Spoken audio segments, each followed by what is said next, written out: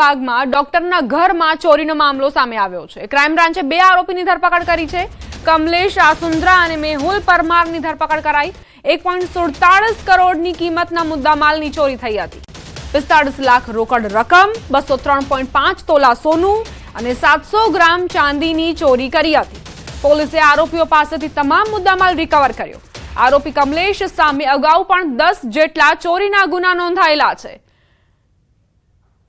પોલીસે આ તમામ મુદ્દામાલ રિકવર કર્યો છે અને સાથે તપાસ દરમિયાનના સીસીટીવી ફૂટેજ પણ સામે આવ્યા છે, જેમાં આ ચોર ડોક્ટરની ઘરની અંદર દાખલ થતો જોવા મળે છે। કઈ રીતે તેણે ચોરીને અંજામ આપ્યો તે પણ સીસીટીવી ફૂટેજમાં ઘટનાક્રમ કેદ થયો છે। 45 લાખ રોકડ રકમ, 203.5 તોલા સોનું અને 700 ગ્રામ ચાંદીની ચોરીને અંજામ આપ્યો આ વ્યક્તિએ।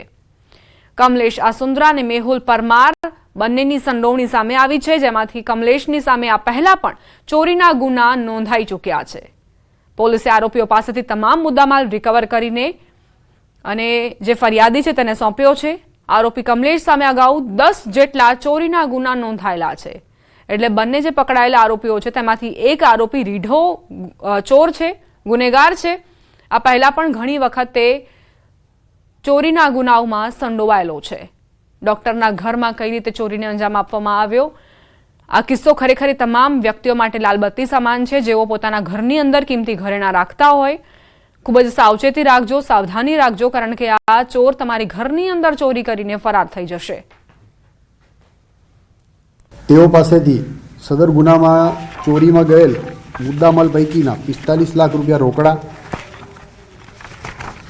સોનાના દાગીના, કુલ વજન 2 કિલો 278.990 ગ્રામ, કિંમત રૂપિયા 1,01,75,000, ચાંદીના દાગીના કુલ વજન 557.400 ગ્રામ, કિંમત રૂપિયા 50,000નો મુદ્દામાલ કબજે કરવામાં આવેલા છે। આરોપીઓ વિરુદ્ધ કાયદેસરની કાર્યવાહી હાથ ધરવામાં આવેલી છે। રાજકોટ શહેરના યાજ્ઞિક રોડ પર આવેલા માલાબારના જ્વેલરી શોરૂમમાં ચોરીની ઘટના બની। 23 જાન્યુઆરીના રોજ અજાણી મહિલાએ શોરૂમ સ્ટાફની નજર ચૂકવીને ગોલ્ડ અને ડાયમંડ્સ ડિસ્પ્લે ટ્રેમાંથી ચોરી કરી હતી।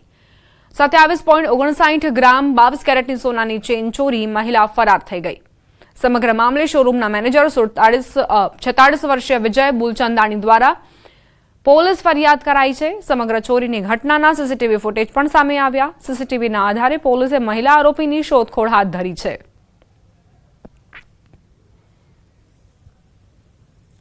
રાજકોટમાં ચોર ટોળકીઓ કઈ રીતે સક્રિય છે, મહિલાઓ કઈ રીતે ચોરીને અંજામ આપી રહી છે। પહેલા તો શોરૂમમાં આવતી આ મહિલા જુઓ, જે જ્વેલર્સને આગ્રહ કરે છે કે અવનવી જે જ્વેલરી હોય છે તે તમને બતાવે અને ત્યારબાદ નજર ચૂકવીને એ ગોલ્ડ ચેનની ચોરી કરતી નજરે પડે છે। 22 કેરેટ સોનાની ચેન ચોરીને તે ફરાર થઈ જાય છે।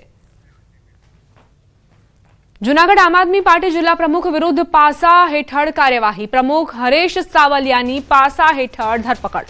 હરેશ સાવલિયાની ધરપકડ કરાઈ છે। અમદાવાદ સાબરમતી જેલ હવાલે કરાયો છે। હરેશ સાવલિયા વિરુદ્ધ એટ્રોસિટીની ફરિયાદ નોંધાઈ હતી। વિસાવદર નજીક મગફળી ખરીદી કેન્દ્ર પર બબાલ થઈ હતી। 3 દિવસ પહેલા જ જામીન મળ્યા હતા અને જેલ મુક્ત થયા હતા। ગઈકાલે રાત્રે ક્રાઇમ બ્રાન્ચે પાસા હેઠળ કાર્યવાહી કરી છે। સંવાદદાતા અમાર જોડાઈ ગયા છે વધુ જાણકારી સાથે।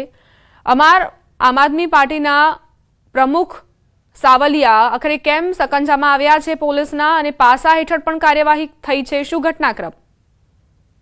ચોક્કસ દીપા કે આમ આદમી પાર્ટીના જિલ્લા પ્રમુખ હરેશ સાવલિયા છેલ્લા ઘણા દિવસથી જૂનાગઢ જિલ્લા જેલમાં બંધ હતા।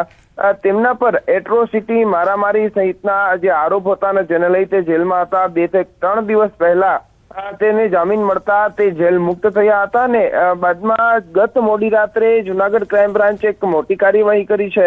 હરેશ સાવલિયા વિરુદ્ધ પાસા હેઠળ કાર્યવાહી કરી છે અને તેને પાસા હેઠળ સાબરમતી જેલ અમદાવાદ ખાતે ધકેલી દેવામાં આવ્યા છે। ખાસ કરીને હરેશ સાવલિયા અનેક વિવાદોમાં રહી ચૂક્યા છે, તેની સામે અનેક જે ગુનાઓ પણ નોંધાયેલા છે અને બાદમાં તે થોડા દિવસો પહેલા જેલમાં ગયા હતા। 2 દિવસ પહેલા તેમને જામીન મળ્યા અને હવે તેને પાસા હેઠળ કાર્યવાહી ક્રાઇમ બ્રાન્ચ દ્વારા કરવામાં આવી છે, જ્યારે રાજકીય અટકળો તેજ બની છે। જી આભાર અમાર જાણકારી આપવા માટે। સુરત મનપા કચેરીમાં ભારે હોબાળો મચ્યો. મેયર દક્ષેશ માવાણીનો વિરોધ કરાયો છે. કચરા કૌભાંડ મામલે આમ આદમી પાર્ટીના કાર્યકર્તાઓએ સૂત્રોચ્ચાર કર્યા. ચુસ્ત સુરક્ષા વચ્ચે મેયરને બહાર કાઢવામાં આવ્યા.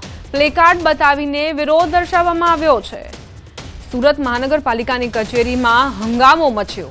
મેયર દક્ષેશ માવાણીનો વિરોધ થયો છે. કચરા કૌભાંડને લઈને આમ આદમી પાર્ટીના કાર્યકરો ઉગ્ર બની ગયા. તેમણે સૂત્રોચ્ચાર કર્યા. મેયર સામે વિરોધ પ્રદર્શન કર્યું. ચુસ્ત સુરક્ષા વચ્ચે મેયર દક્ષેશ માવાણીને બહાર લઈ જવામાં આવ્યા. આ દરમિયાન આમ આદમી પાર્ટીના કાર્યકરો રોકાયા નહીં. તેઓ સતત પ્લેકાર્ડ બતાવીને વિરોધ કરતા રહ્યા. કઈ રીતે પોલીસ સુરક્ષા વચ્ચે મેયરને બહાર લઈ જવામાં આવી રહ્યા છે તેના દ્રશ્યો આપ જુઓ.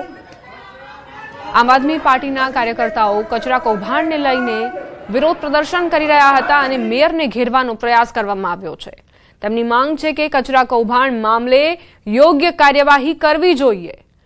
જે પણ અધિકારીઓની સંડોવણી છે તેમની સામે કડક કાર્યવાહી થવી જોઈએ.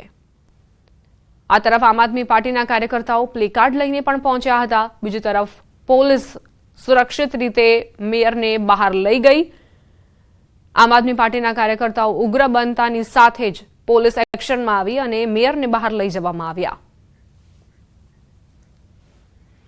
ગાંધીનગરથી સમાચાર. કુખ્યાત ભરત રબારી ટોળકી પર સકંજો કસાયો છે. ગુજસટોક હેઠળ મુખ્ય સૂત્રધારની ધરપકડ. જિલ્લા પોલીસ વડા રવિ તેજા વાસમ શેટ્ટીનું નિવેદન.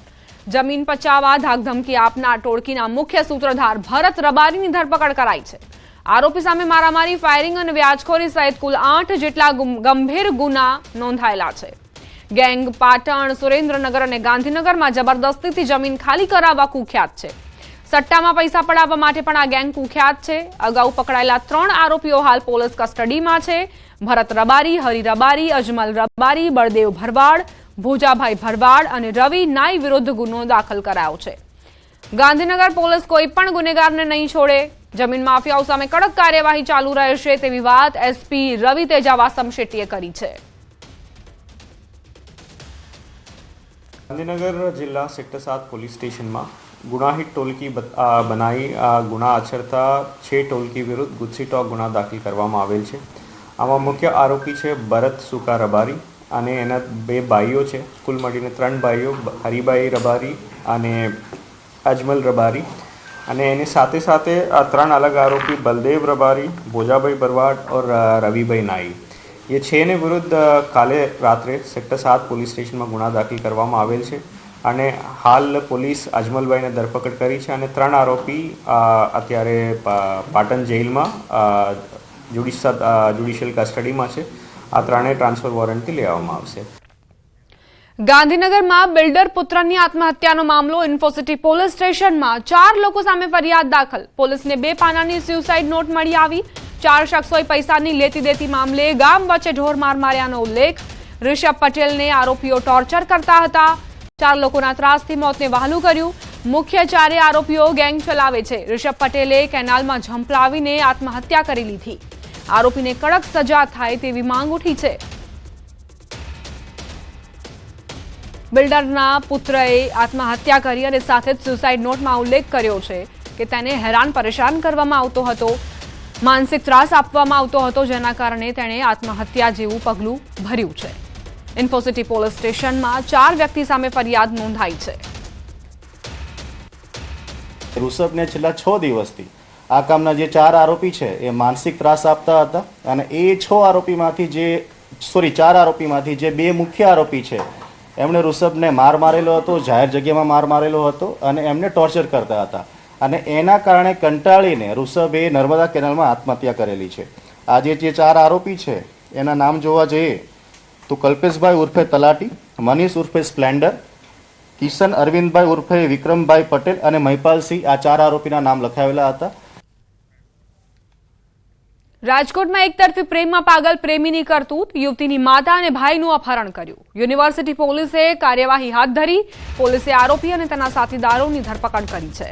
પોલીસે અભ્યત માતા અને પુત્રને મુક્ત કરાવ્યા છે. એકતરફી પ્રેમમાં પાગલ આ યુવક જેણે યુવતીની માતા અને ભાઈનું અપહરણ કર્યું. પોતાની જીદના આગળ તેણે તમામ જે કાયદો વ્યવસ્થા છે તેને બાજુમાં મૂકી દીધી અને માતા અને ભાઈનું અપહરણને અંજામ આપ્યો. યુનિવર્સિટી પોલીસે કાર્યવાહી શરૂ કરી છે. આરોપી અને તેના સાથીદારોની ધરપકડ કરીને હવે તેને કાયદાનો પાઠ ભણાવાશે. વડોદરા શહેરમાં દૂષિત પાણીની સમસ્યાને લઈને સ્થાનિકોએ સતત બીજા દિવસે પણ ઉગ્ર વિરોધ પ્રદર્શન કર્યું. શહેરના વોર્ડ નંબર 11ની સોસાયટીમાં છેલ્લા 1 માસથી મનપા દ્વારા પીવા માટે દૂષિત પાણી આપવામાં આવી રહ્યું છે. આ સાથે સોસાયટીની ડ્રેનેજ પણ ઉભરાતી હોવાથી સ્થાનિકોએ ધારાસભ્ય અને ડેપ્યુટી મેયર પર દૂષિત પાણીનો અભિષેક અને માટલા ફોડીને વિરોધ કર્યો. બીજી તરફ મનપાના પાણી પુરવઠા અધિકારીએ જણાવ્યું હતું કે હાલ શહેરમાં 10 થી વધુ સ્થળોએ પાણી લીકેજના પ્રશ્નો સામે આવતા મનપા દ્વારા કામગીરી કરાઈ રહી છે.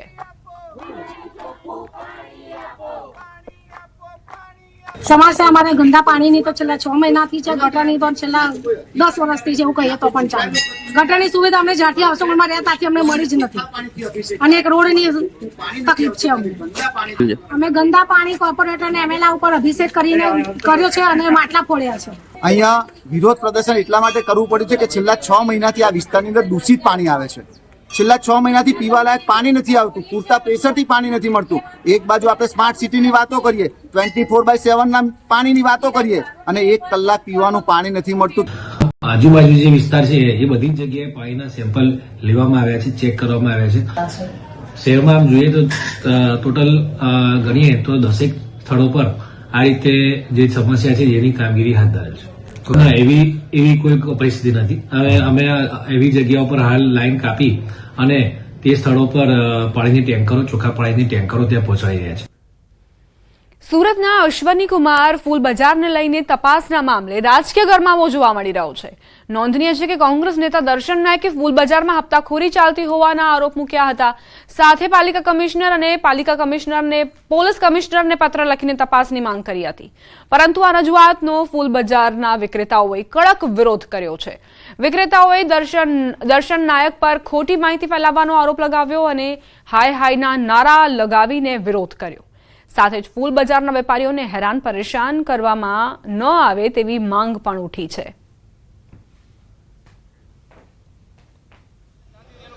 અશ્વની કુમાર ખાતે આવેલા ફૂલ બજારનો એક વિડીયો વાયરલ થયો હતો, જેમાં અસામાજિક તત્વોના આતંક સાથે હપ્તાખોરીની વાત કરવામાં આવી હતી. ત્યારે વેપારીઓ ભેગા થયા છે, તેનો વિરોધ કરી રહ્યા છે.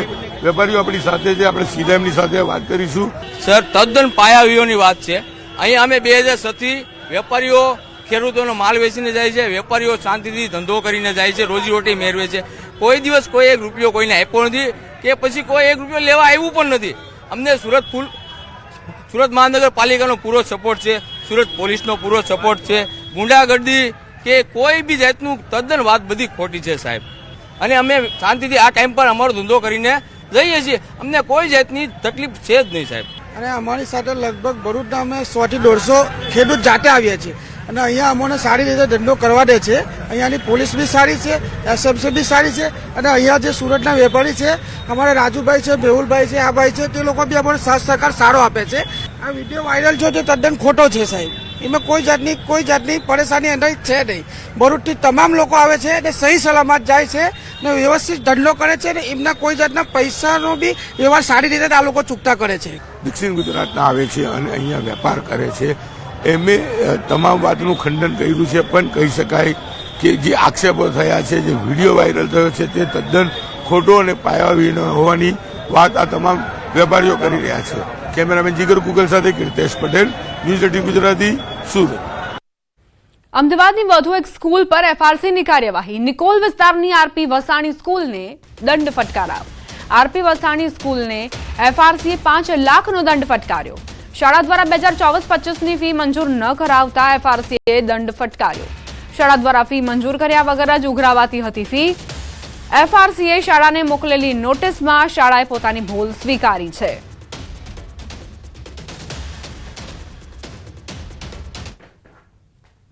એફઆરસી એક્ટ 2017 પ્રમાણે કોઈપણ શાળાએ ફી મંજૂર કરાવ્યા વગર ફી મેળવી શકાતી નથી. આ પ્રમાણે આરપી વસાણી નવા નરોડા સ્કૂલે વર્ષ 2024-25માં ફી મંજૂર કરાવી ન હતી અને ફી મેળવેલી છે તેવું ધ્યાને આવેલું છે, જેને ધ્યાને લઈ એફઆરસી કમિટી અમદાવાદ ઝોન દ્વારા 5 લાખનો દંડ કરવામાં આવેલ છે. વડોદરા શહેર ભાજપ સંગઠનની નવી ટીમની બેઠક મળી. શહેર ભાજપ કાર્યાલય ખાતે નવી ટીમની પરિચય બેઠક મળી હતી. શહેર ભાજપ પ્રમુખ જયપ્રકાશ સોનીની આગેવાનીમાં આ બેઠકનું આયોજન કરાયું. બેઠકમાં તમામ નવનિયુક્ત હોદ્દેદારોને સંગઠનનો વ્યાપ વધારવાનો ટાસ્ક અપાયો. આવનારી કોર્પોરેશનની ચૂંટણીને લઈ કામે લાગી જવા માટે હાકલ કરાઈ. પ્રમુખે આ આદેશ કર્યો છે. શહેર ભાજપ પ્રમુખનું નિવેદન, કોર્પોરેશનની ચૂંટણીમાં ભાજપ ગત ટર્મ કરતા પણ સારી રીતે જીતશે. નવનિયુક્ત મહામંત્રી અને કોષાધ્યક્ષે પણ કહ્યું, સૌ સાથે મળીને પક્ષને આગળ વધારીશું. આ જે સંગઠનની નવી ટીમ બની છે એ નવી ઉર્જાથી જે પ્રકારનું પૂર્વ ટીમ કામ કરતી હતી એ જ પ્રમાણે એ જ ગતિથી આગળ પણ સંગઠનને મજબૂત કરવા માટે કામ કરશે એવો પૂરો વિશ્વાસ મને પૂરી ટીમમાં છે. સુરતથી સમાચાર. પાટીદાર સમાજમાં સામાજિક ક્રાંતિનો પવન ફૂંકાયો. કુરિવાજો ડામવા અને નવા બંધારણ માટે મથુર સવાણીની હાકલ. જાહેર પત્રને અભૂતપૂર્વ પ્રતિસાદ મળ્યો છે. કરોડો લોકો બંધારણ બનાવવાના સમર્થનમાં આગળ આવ્યા. મોંઘા અને બિનજરૂરી રીત રિવાજો સામે સમાજમાં અવાજ ઉઠ્યો. સોશિયલ મીડિયા પર મુકાયેલા વિડીયોને કરોડો લોકોએ જોયો. લાખો લોકોએ પ્રતિભાવ આપી બદલાવની માંગ કરી. સમાજમાં ખર્ચાળ પ્રસંગો પર નિયંત્રણની લાગણી પ્રબળ બની છે. નિયમાવલી અને ચોક્કસ બંધારણની જરૂરિયાત વ્યક્ત કરાઈ. 1000થી વધુ પાટીદાર સમાજ સંગઠનો સુધી સંદેશ પહોંચ્યો. સામેથી જે પ્રતિસાદ મળ્યો છે એ લોકો રીત રિવાજ કંટ્રોલ કરવા માટે નિયમ બનાવવાના પક્ષમાં છે. આ વાત સાંભળી અને લોકોની રાય મેં ગુજરાતના 1000 સમાજ સંગઠનના અમારા આદરણીય આગેવાનોને પત્ર લખ્યો છે કે લોકો આવું વિચારી રહ્યા છે તો તમે તમારા વિસ્તારમાં તમે લોકોમાં આ વિષય શરૂ થાય એ માટેનો પ્રયત્ન શરૂ કરો, વિનંતી કરી છે. રાજપીપળાના પૂર્વ મહારાજા વિજયસિંહજીની 136મી જન્મ જયંતિની ઉજવણી કરાઈ.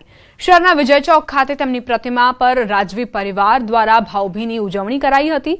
આ પ્રસંગે મહારાજા વિજયસિંહજીના પૌત્ર રાજકુમાર માનવેન્દ્રસિંહે તેમની પ્રતિમાને પુષ્પમાળા અર્પણ કરી શ્રદ્ધાંજલિ આપી હતી. આજે રાજપીપળાના નાગરિકો જે પણ અહીંની સુવિધાઓ જે ભોગવી રહ્યા છે, જે એમને જે સુવિધા મળે છે એ બધી સુવિધાઓ જેમ કે પબ્લિક પાર્ક છે, પછી રોડ, રેલવેઝ જે પહેલા હતું, પછી વેટરનરી હોસ્પિટલ, સિવિલ હોસ્પિટલ, પછી સ્કૂલ, કોલેજ ઇત્યાદિ જે પણ અહીંયા સુવિધાઓ જે એમના થકી જે અહીંયા વિકાસ થયું હતું એ બધાનો લાભ અત્યારે રાજપીપળાના નાગરિકો લઈ રહ્યા છે. ભારતીય રેલવે અમદાવાદમાં દેશની પ્રથમ લિક્વિફાઈડ નેચરલ ગેસ સંચાલિત ટ્રેનનું સફળ ટ્રાયલ કર્યું. ભારતીય રેલવેના અમદાવાદ ડિવિઝન ઉપર પહેલી વખત ડીઝલ અને લિક્વિફાઈડ નેચરલ ગેસથી એન્જિન તૈયાર કરવામાં આવ્યું છે અને આ એન્જિનની વિશેષતા શું છે તે જાણીશું.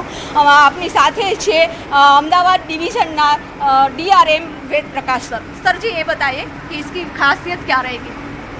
देखिए, ये ट्रायल किया जा रहा है और अभी तक हम लोग 2 DPC में इसको लगाए हैं. अभी ट्रायल चल रहा है. अभी ट्रायल होगा उसके बाद इसको हम सर्विस में लाएंगे. इसकी खूबी क्या है कि LNG बेस पहला हमारा DMO सिस्टम है, जिसमें कि फ़ायदा क्या है इसके कि एक तो कि इसमें हम 2000 लीटर जो LNG है उसको रखते हैं. उसके बाद ये हमारे सिस्टम से हमारे इंजन में जाता है. इंजन में कंबशन होता है और उससे हमारी इंजन चलती है. अब डीजल से पहले चलती थी और अब अभी LNG से चल रही है. तो इसका फ़ायदा क्या है कि LNG से जो चल रही है तो जो कॉस्ट है हमारा LNG का 1 kg का कॉस्ट 83 रुपये के आसपास आता है, जबकि डीजल का आप जान रहे हैं कि 90 के आसपास आता है. और इसका जो माइलेज है 1 किलोमीटर चलने में हमको 0.43 का कंजम्पशन है kg का, जबकि डीजल में जब ले जाते हैं तो 1.4 kg का कंजम्पशन होता है. तो सीधा 1/3 हो जा रहा है.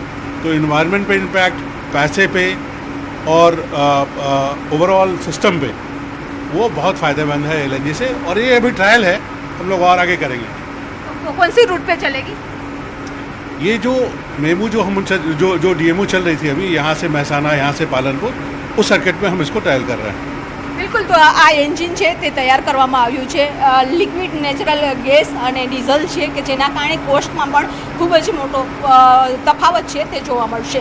કેમેરામેન પંકજ સાથે વિપ પટેલ, ન્યૂઝ 18 ગુજરાતી, અમદાવાદ.